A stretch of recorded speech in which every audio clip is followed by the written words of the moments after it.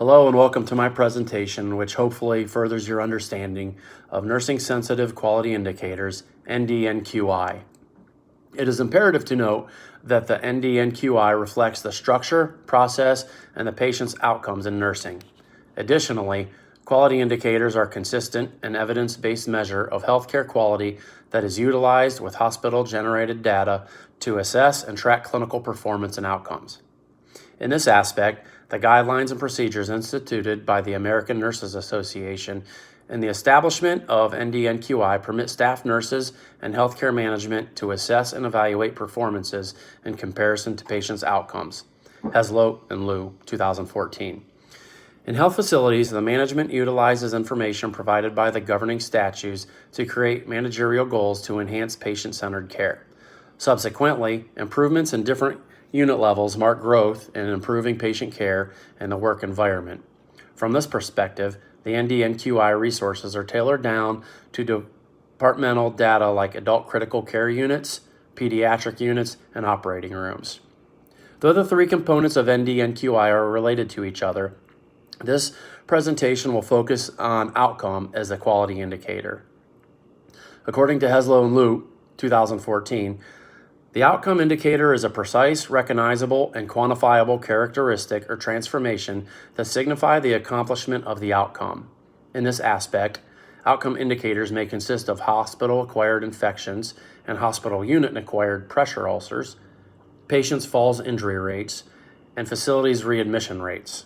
However, it is vital to mention that the nursing-sensitive quality indicators are an essential part of establishing evidence-based practice guidelines, which necessitates collaboration and teamwork in healthcare facilities. Therefore, measuring, evaluating, and improving in nursing practice are founded in nursing principles that permit nursing practitioners to enhance performance to promote patients' outcomes.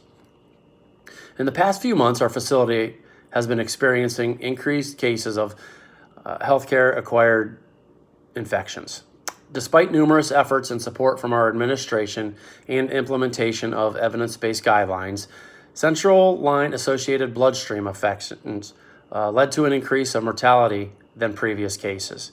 Due to the increased rate of mortality, patient satisfaction rate decreased, which was collected through an interdisciplinary survey campaign. According to Mobley and Bizzaro, 2017, CLABSI results in 12% to 25% mortality rate annually, increasing the medical costs and increasing the hospitalization period of the patients.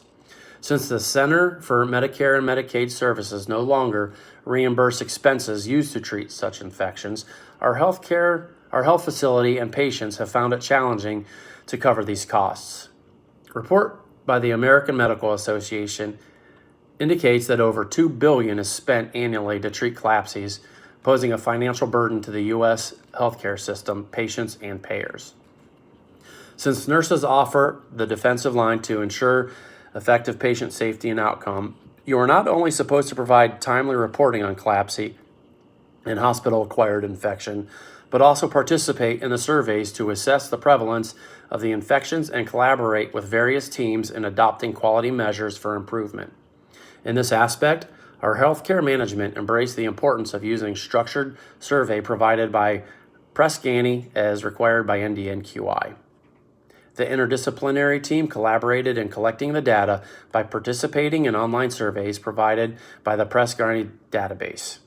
Ultimately, the data collected would be significant in improving patient safety, outcomes, and satisfaction. In this aspect, the data would indicate the points of improvement that need to be established to ensure healthcare professionals adopt the best practice strategies. More importantly, the nurses have the responsibility of ensuring effective communication in an interdisciplinary team. Efficient, accurate, and timely communication forms the basis of evidence-based patient care, which is related to enhanced patient safety and outcomes. The feedback from the survey is effectively communicated, which acts as a springboard to ensure continuous improvement and effectiveness in improving quality outcomes. Galsalvik, Lutar, Miller, Perilla, and Schlackedecker, 2015. During the online surveys, the needed information is easily entered. Moreover, The filling of information required ensures time saving since it requires fewer efforts. Collecting and analyzing functions are performed by an integrated web system, which allows nurses to spend more time providing patient-centered care. Additionally, convenience and accessibility are better achieved when utilizing an online survey. In our survey, a link was sent to email for easier access to the Press-Garney survey, and every nurse was supposed to set up subsequent reminders to take and participate in the survey. It is worth noting that the interdisciplinary team members could have assessed the survey either on their phones, computers, or tablets. Though the challenging of real-time results poses an online survey, the advancement in technology has assisted nurses in receiving quick results after participating in the study. Currently, the online feedback management system in the Press-Garney website ensures quick tabulation of and presentation of data in various formats. The data collected during the survey provides insights which left healthcare professionals implement to provide patient-centered care interventions to achieve patient safety and outcomes. In this aspect, Staples, Keefe, van der Linden, Klujow, and Schumer's 2016 indicate that nursing care quality is vital since it is related to patient safety, patient satisfaction, and other healthcare outcomes. Therefore, our healthcare performance could only be assessed by measuring sensitive quality indicators. Additionally, the use of nurse-sensitive indicators to provide evidence-based practices, which links nursing inputs and interventions to enhance patient safety. In this aspect, the information provided would help in identifying and implementing multifaceted interventions to control the prevalence of CLABSI in our healthcare facility. Moreover, the implementation of the effective CLABSI bundle would ensure patient satisfaction and increase safety. After survey feedback, the nurses are responsible for leading the interdisciplinary team in managing CLABSI both in surgical ICU and non-ICU settings. The management of the infections would help reduce the rates of morbidity and mortality, reducing medical costs, and adoption of the best evidence-based practices to improve patients' outcome. According to Mobley and Bizzaro 2017, patients in non-ICU settings tend to have a prolonged period of central lines, which require health facilities to have maintenance practices as strategies to prevent infections. In the United States, CLABSI rates of 2 to 6 out of 1,000 line days are reported, which indicates the need and requirement of best nursing practices. According to O'Neill et al. 2016, CLABSI bundles can be categorized as insertion, maintenance, and patency to safeguard patient safety. Generally, the primary recommendation of the insertion bundle is preventing CLABSI is appropriate to hand hygiene and every assessment of the patient for the removal of needless lines. In most cases, various healthcare facilities utilize a maintenance bundle for the ongoing care of patients with central lines. The Center for Disease Control and Prevention requires health care practitioners to observe several evidence-based interventions to ensure implementation of this bundle. These interventions include catheter disinfection before central line access, disinfectant caps that cover the needleless connectors and injectable ports on tubing, and frequent use of chlorhexidine during bathing. The central line patency bundle requires healthcare practitioners to follow effective policies and procedures, which includes flush solutions, managing catheter occlusions, etc.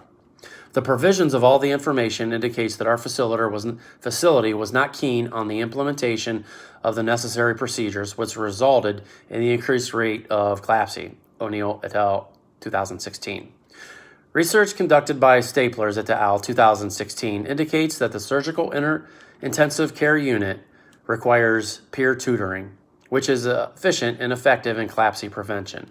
The strategy helps in ensuring learning and feedback among nurses, enhancing collaboration, teamwork, and supporting each other.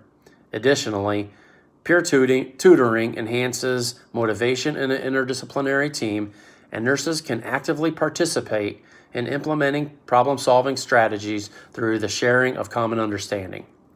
However, the adherence of the three bundles in the non-ICU settings helps in achieving the desired outcomes in the SICU Staplers et al. 2016. Nevertheless, the peer tutoring strategy provided effective intervention supported by continuous active interactions and dominating internal governance.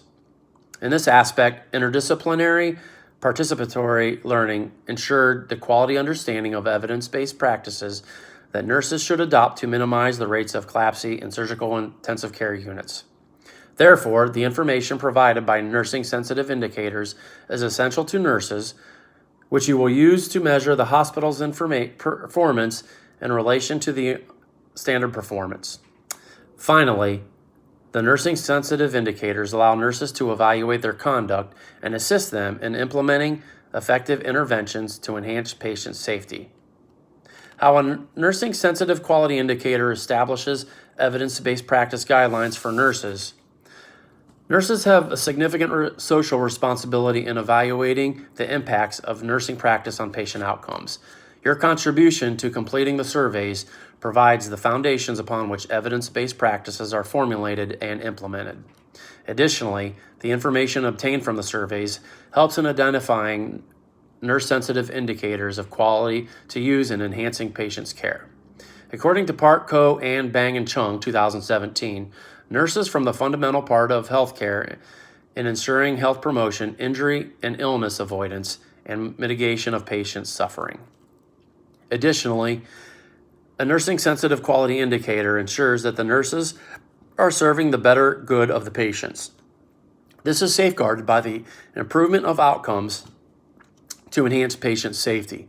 The assurance of performance requires measurement of performance, which is ideally provided by nursing-sensitive indicators. It is described by Schmidt, Geffers, Wagenfeld, and Simon, 2018.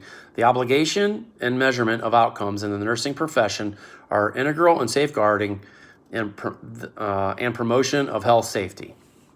You must be involved in sharing the best nursing practices that are important in expanding the nurse-based knowledge to improving nursing practice and patient outcomes. This can only be achieved by establishing effective policies and guidelines obtained from the nursing-sensitive quality indicators. So in conclusion, as a nurse, you should ensure definite improvement during practice. Your involvement in NDNQI equips you with essential skills and knowledge that are basic and guaranteeing the continuous implementation of nursing best practices that have reputable results in enhancing patients' outcomes. Being a nurse calls you to be at the forefront in ensuring the patients receive effective care and prevention of infections such as CLABSI. Therefore, a nurse is an essential asset in the healthcare sector who safeguards and seeks to improve patients' care through the implementation of evidence-based care.